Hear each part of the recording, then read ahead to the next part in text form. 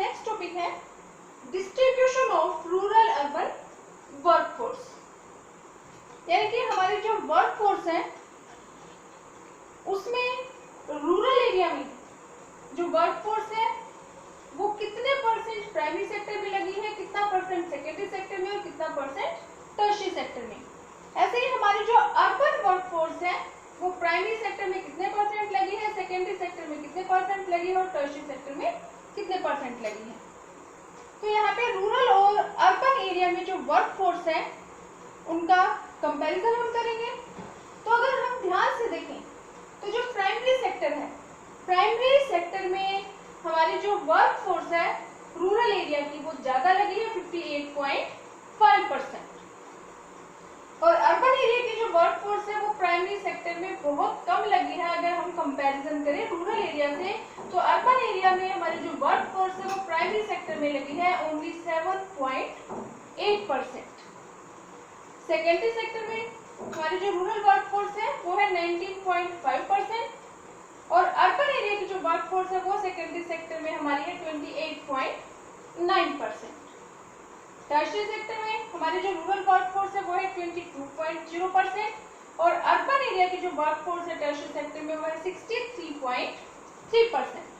तो अगर हम कंपैरिजन करें और ध्यान से देखें तो प्राइमरी सेक्टर में रूरल एरिया में हमारी जो वर्कफोर्स है वो ज्यादा लगी है, और अर्बन एरिया में जो वर्कफोर्स है वो प्राइमरी सेक्टर में कम लगी है, क्योंकि जो रूरल एरिया है वहां पे नॉन फार्म जॉब अपॉर्चुनिटीज बहुत ज्यादा कम है।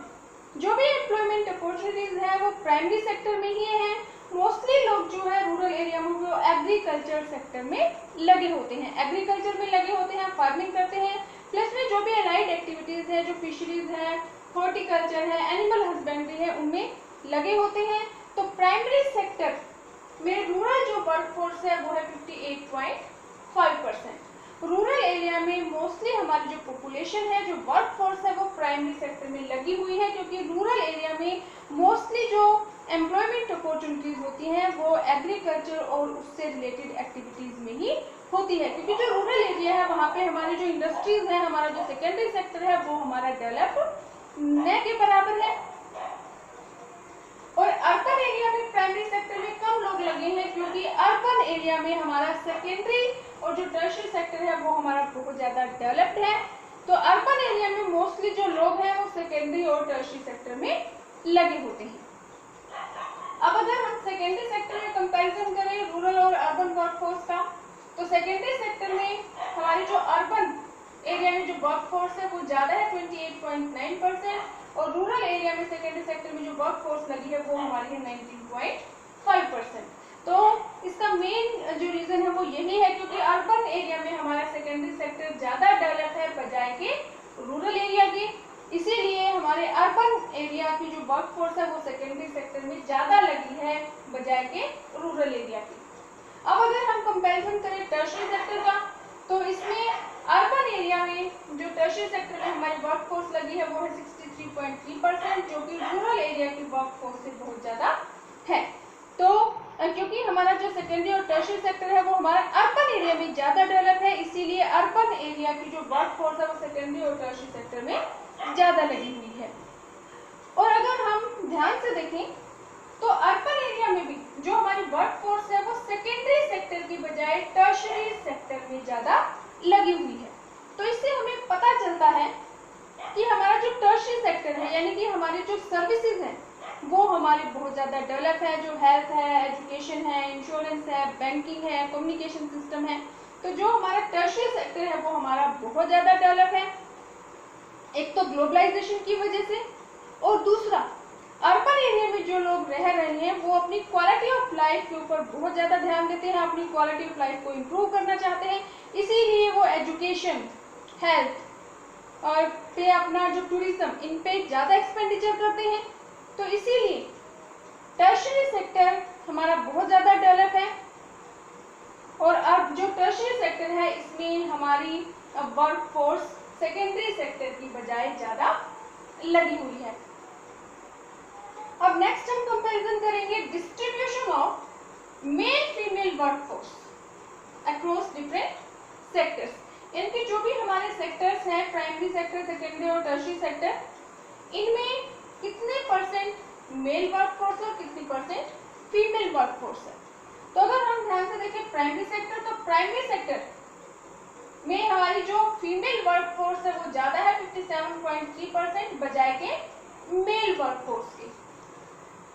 इसका जो मेन रीजन है वो ये है क्योंकि जो मेल है वो एक तो मोस्टली तो रूरल एरिया में, चाहे मेल हो या फीमेल हो, प्राइमरी सेक्टर यानी कि एग्रीकल्चर में ही ज्यादा लगे होते हैं। लेकिन फिर भी जो फीमेल वर्कफोर्स है वो प्राइमरी सेक्टर में ज्यादा लगी है बजाय के मेल वर्कफोर्स से, क्योंकि जो मेल वर्कफोर्स है वो माइग्रेट कर जाती है, जॉब की सर्च में शहरों में चली जाती है और इंडस्ट्रीज में काम करती है। लेकिन जो हमारे यहाँ की जो फीमेल वर्कफोर्स है वो हमारी माइग्रेट नहीं करती। कुछ फैमिली रेस्ट्रिक्शंस होती हैं अपनी फैमिली के लिए, या कुछ सोशल रेस्ट्रिक्शन है जिनकी वजह से वो माइग्रेट करना नहीं चाहती, माइग्रेट नहीं कर पाती। इसीलिए जो फीमेल है वो अपने यहाँ पे जहाँ पे वो रह रही है वहीं पे काम करना पसंद करती हैं, चाहे उनको जो वेजेस है वो चाहे कम मिल जाए। तो इसीलिए जो हमारी फीमेल वर्कफोर्स है वो प्राइमरी सेक्टर में ज़्यादा लगी हुई है बजाय के मेल वर्कफोर्स के, क्योंकि जो हमारी फीमेल वर्कफोर्स है वो जल्दी से माइग्रेट करना नहीं चाहती, एक जगह से दूसरी जगह नहीं जाना चाहती इन सर्च ऑफ जॉब। अब ऐसे ही अगर हम सेकेंडरी सेक्टर का कंपैरिजन करें तो सेकेंडरी सेक्टर में हमारी फीमेल वर्कफोर्स कम लगी है और हमारी जो मेल वर्कफोर्स है वो हमारी ज़्यादा लगी है। इसका भी मेन रीज़न यही है कि जो हमारे मेल है वो हमारे एक तो फीमेल से ज़्यादा एजुकेटेड होते हैं, इसीलिए वो नॉन फार्म जो एम्प्लॉयमेंट अपॉर्चुनिटीज़ होती हैं उनमें वो यानी कि इंडस्ट्रीज में वो काम करना आप पसंद करते हैं।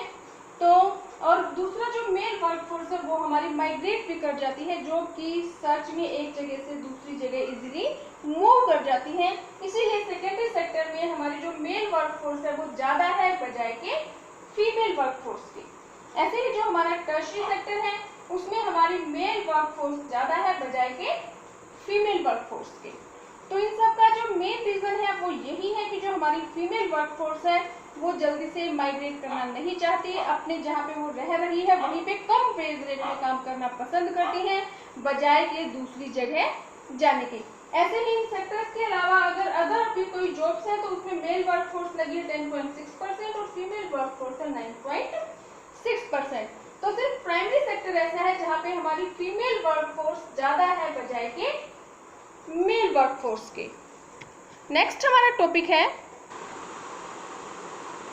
Only a modest change in occupational structure. जब हम आज़ाद हुए थे उस टाइम और अब हमारा जो ऑक्यूपेशनल स्ट्रक्चर है यानी कि हमारी जो टोटल वर्कफोर्स है वो कितना प्राइमरी सेक्टर में लगी है, कितना सेकेंडरी सेक्टर में लगी है और कितना टर्शियरी सेक्टर में लगी है, तो इसमें हम कंपैरिजन करेंगे तो उससे हमें पता चलेगा कि जो भी 1950 और 51 में हमारी प्राइमरी सेक्टर में जो वर्कफोर्स लगी थी वो थी 72.72% और अब 2017 और 18 में हमारी जो वर्कफोर्स है वो प्राइमरी सेक्टर में लगी है 43.8%।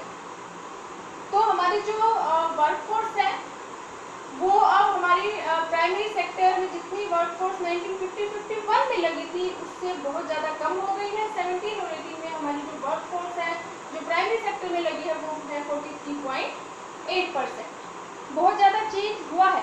लेकिन अगर हम डेवलप्ड कंट्री से कंपैरिजन करें तो हमें पता चलेगा कि हमारी जो इकोनॉमी है वो आज भी एग्रीकल्चर इकोनॉमी है। जो कंट्री जितनी ज़्यादा डेवलप्ड होती जाती है उतना ही जो वर्कफोर्स है वो प्राइमरी सेक्टर से सेकेंडरी सेक्टर में शिफ्ट होते चले जाते हैं। यानी कि जो वर्कफोर्स है वो डेवलप्ड कंट्रीज में सेकेंडरी सेक्टर में ज़्यादा लगी होती है बजाय के प्राइमरी सेक्टर के। लेकिन अगर हम कंपैरिजन करें और ध्यान से देखें तो हमारी आज भी जो वर्कफोर्स है वो प्राइमरी सेक्टर में सबसे ज़्यादा लगी हुई है। यानी कि आज भी जो एग्रीकल्चर सेक्टर है वो हमारे लोगों को ज़्यादा एम्प्लॉयमेंट प्रोवाइड करता है। हमारी जो इकोनॉमी है वो एक एग्रीकल्चरल इकोनॉमी है जो शो करती है हमारी बैकवर्डनेस को।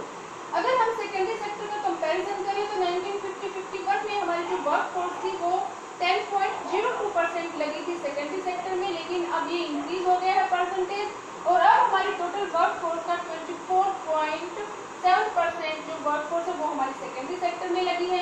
और ऐसे ही अगर हम टर्शियरी सेक्टर का कंपैरिजन करें तो 1950-51 में टर्शियरी सेक्टर में हमारी टोटल वर्क फोर्स लगी थी 17.26%, और आज ये परसेंटेज हमारी 17.26 से इंक्रीज होकर हो गई है 31.5%। तो हमारा जो ऑक्यूपेशनल स्ट्रक्चर है इसमें चेंज तो हुआ है।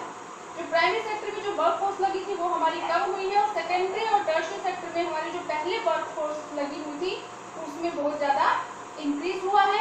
लेकिन अगर हम डेवलप्ड कंट्री से हमारा कंपैरिजन करते हैं तो जो हमारा ऑक्यूपेशनल स्ट्रक्चर में जो चेंज हुआ है वो नॉर्मल चेंज है, बहुत ज़्यादा चेंज नहीं आया है। आज भी पहले भी हमारी जो वर्क फोर्स थी वो प्राइमरी सेक्टर में ज़्यादा लगी हुई थी अगर हम कंपैरिजन करें सेकेंडरी और टर्शियरी सेक्टर से, और आज भी जो हमारी वर्क फोर्स है वो हमारी प्राइमरी सेक्टर में ज़्यादा लगी है बजाय के सेकेंडरी और टर्शियरी सेक्टर की। जितनी भी डेवलप्ड कंट्रीज होती हैं उनमें सबसे ज़्यादा वर्क फोर्स लगी होती है सेकेंडरी सेक्टर में, लेकिन हमारे इंडिया में सेकेंडरी सेक्टर में हमारी सबसे कम वर्क फोर्स लगी है। सबसे ज़्यादा वर्क फोर्स हमारी लगी है प्राइमरी सेक्टर में, उसके बाद हमारी वर्क फोर्स काम कर रही है टर्शियरी सेक्टर में, और उसके बाद सेकेंडरी सेक्टर आता है। यानी कि जो हमारे यहाँ पे जो इंडस्ट्रियल डेवलपमेंट जितनी होनी चाहिए थी उतनी इंडस्ट्रियल डेवलपमेंट हमारे यहाँ पे नहीं हुई है, बल्कि हमारा जो टर्शियरी सेक्टर है वो हमारा ज़्यादा डेवलप है बजाय के सेकेंडरी सेक्टर के। उसका भी एक मेन रीज़न है ग्लोबलाइजेशन, और दूसरा हमारे यहाँ पे जो अर्बन एरिया में जो लोग रहते हैं उनको अपनी क्वालिटी ऑफ लाइफ को इम्प्रूव करना चाहते हैं, इसीलिए वो अपने हेल्थ पर, एजुकेशन पर, टूरिज्म पर ज़्यादा खर्चा करते हैं। इसीलिए हमारे यहाँ पे टर्शियरी सेक्टर है वो सेकेंडरी सेक्टर की बजाय ज़्यादा डेवलप्ड है।